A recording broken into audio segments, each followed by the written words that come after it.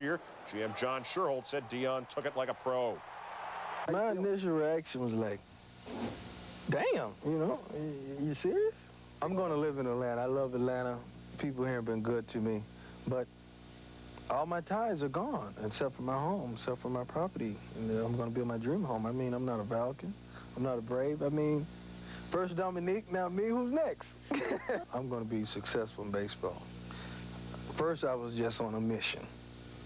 Now I'm on one of them damn Green Beret missions. I'm really going to do it. But Cincinnati I told Rev this, Cincinnati thought they just getting a baseball player. They might get a football player, too. Right now, what we're dealing with is the loss of Deion, the person, in here. And he was a well-liked guy on this team, and it's going to take a little bit of time for us to get over that. We were looking for a right-handed hitter and more offense. And a bit more consistency, if you will, in terms of right-handed hitting. And we think we got that. On the other end of that deal, the Braves said they've been getting killed by the lack of a right-hand bat with a little power. That would be Roberto. Like Deion, he is an ex-Yankee. They were teammates, rivals for playing time in New York. Kelly Wilbat lead off. The Braves also get a minor league pitcher named Roger Etheridge. Have the Braves really had trouble with lefties? Well, here are the numbers for Deion, only hitting .226 versus lefties. Sosa. And dare I say, he has been en fuego. Bad sign for Glavine. He gave up 3 runs in the first inning. It's great to be back from vacation. Jim Bollinger on the mound. An emergency start of the whiff on David Justice. He went 6 innings, allowed 2 runs, 2 hits, 1 run. In the 7th, 4-1, Chuck Krim. Runners at the corner. And the always dangerous Mark Lemke.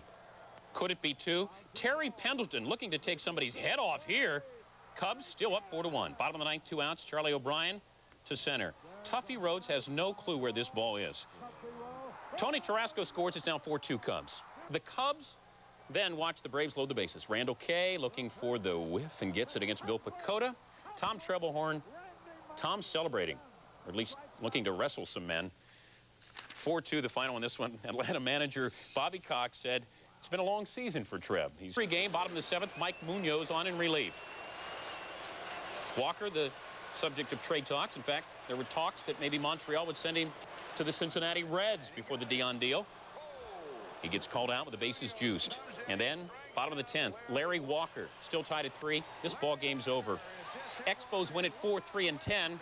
Larry Walker still an Expo as they beat the Rocks 4-3. Montreal has played in 9 extra inning games this season. That is tops in baseball.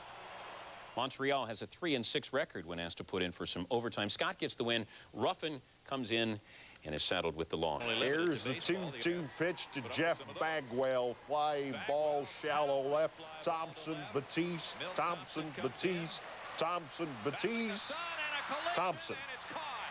The offense for the Phils against Doug Drabeck, bottom of the 2nd, against Tom Quinlan, the fill-in third baseman, off the end of the bat. Had about 5 chances to make the Blue Jays, never hit anything. It's deep, and I don't think it's playable. 2-0 Phils, his first big league homer. Phils add another run, and West is carrying a no-hitter through 5, but he's thrown 104 pitches. They take him out and bring in Heathcliff Slocum. It's still a no-hitter, good through 7. We're in the top of the 8th against Sid Bream. A grabber by Quinlan. They're not going to get him. He's out. Slocum is relieved because the no-hitter is intact. Top of the 9th, still a no-hitter. No. Steve Finley with the rope to center. That's it. That's the end of the no-hitter. Astros scored twice, but Doug Jones finishes them off. Now, before you get too excited about West, he walked 3 guys in those 6 innings and had to come out. The Astros, Eric Hansen, bit of a problem. Bottom 1, Segui singles, Bonilla singles, Kent singles, 2 runs on 3 singles in the first. Here's manager Dave Johnson. Our starting pitcher didn't give us the kind of game we wanted. And it continued. Hansen with 1 on in the 2nd. Louis Rivera singles. Segui, Orsolak, 2 more runs on 3 singles. Here's track announcer Dave Johnson. Our starting pitcher didn't give us the kind of game we wanted. So in the 3rd inning, Kent singles, then Sean Hare singles on a rabbit ball, and then Ryan Thompson singles, 2 more runs on 3 more singles in the 3rd. And Hansen gives up 6 runs and 10 hits in 2 2/3. Oh, Dave. Our starting pitcher didn't give us the kind of game we wanted. No, he didn't, did he? Every Mets starter except Hundley had a hit. Kent had 3 of them. Choice A, Big Frank, 4th inning. Sid comes in on him. Just foul. So the next pitch, just fair. 20 homers for Big Frank. Only Junior Griffey and Mickey Mantle have done that. The O's get wise. Next time up, they issue the intentional, unintentional walk. Next time up after that, There goes the yep, another free pass. The strategy would work this time because Julio Franco would hit into the 4-6-3 double play. No runs would score. As for the O's, their offense, Tim Hewlett. Darren Jackson gets burned on this one, frozen in his tracks. 2-run score, 8-4, Orioles. Thomas has 20 homers in 46 games. The Orioles announced that Ben McDonald will be examined on Monday. Could miss a start due to his groin injury. To Texas, the Rangers welcome the Red Sox. Weird play. Danny Darwin tries to pick off Juan Gonzalez. Carlos Rodriguez with the tag, but the glove comes off. He's safe. 5th inning, Mike Greenwell doubles to left. Gonzalez has problems with this one and will come up lame. Mo Vaughn scores. Sox lead at 6-3. Gonzalez left the game, tender tissue in his left knee. Don't we all? Still in the 5th, Dean Palmer up, 2 men aboard. 1 ball and no strike. Go on. 5th on the year. Rangers go up 7-6. Next batter is Pudge Rodriguez. And get it maybe 6-7 more rows up. Pudge, Danny Darwin. Your mileage may vary. Rangers go up 8-6. 5th on the year for Rodriguez. 9th inning. Kenny Rogers eyeing his 3rd consecutive complete game. And he gets Scott Cooper. Now, words are exchanged here. And that's one of his... Wait a minute, what's happening here? Roger Clemens will actually come out and get into this and have a few words to say to Rogers. No punches, no problems. 8-6 the final. Palmer said afterwards that he was clueless in his previous at-bats before he hit the home run. Rogers goes the distance. He's now 6-3. Darwin saddled with the loss. To Kansas City, the Royals hosting the Yankees, and that's Dave. That's Hindu. That looks like Hindu. You know, let's play along together because I don't have the highlight sheet that will tell me what's coming up. But if you want to play along, that does look like Mike Stanley. Great catch out there, huh? If you ever wanted to be a sportscaster, this is when you have to learn to ad-lib a little bit. Yep, called strike. I don't think Buck likes it. Buck's getting thrown there. Likely to hit the long ball. And that would be Now there's the AstroTurf. Bases loaded. Yeah, looks like they're juiced, Keith. That's down the line. I think you're going to get a force out here. Gary Gaetti, Billy Brewer. Gubas gets the win. Can I really display some highlights? I think I described the picture pretty well. Mulholland now 5-4 on the year.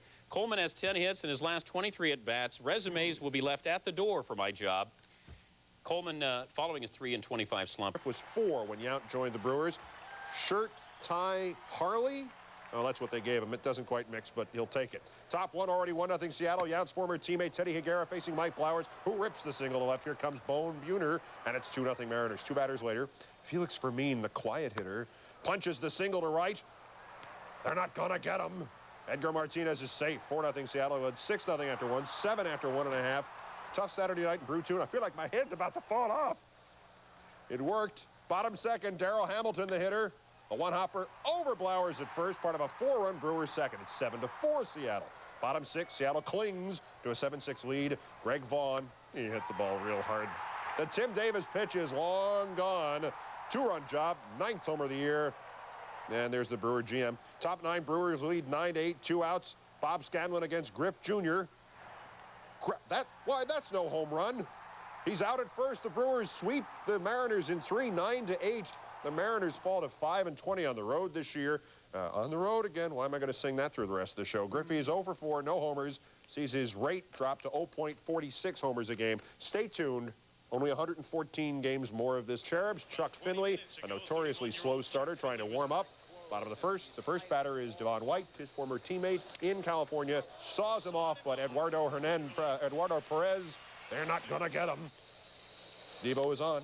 The next batter, Roberto Alomar. He hit the ball real hard. Jays up 2-0 after 1. Finley's worried. He well should be. Todd Stottlemyre facing Dwight Smith. Stotts looked good since they moved him back out of the bullpen. Fisks it into short right, and Alomar full extension and makes the great running catch. Todd continued to roll. Salmon had 2 hits. That's neither one of them. Vincent Boo Jackson, he went 0 for 3. Stottlemyre shut the Angels out. Alomar said the last time he faced Finley, Chuck busted him inside with fastballs, so that's what he was looking for in the first, and that's what he homered off of. It was Stott's 4th career shutout. His dad pitched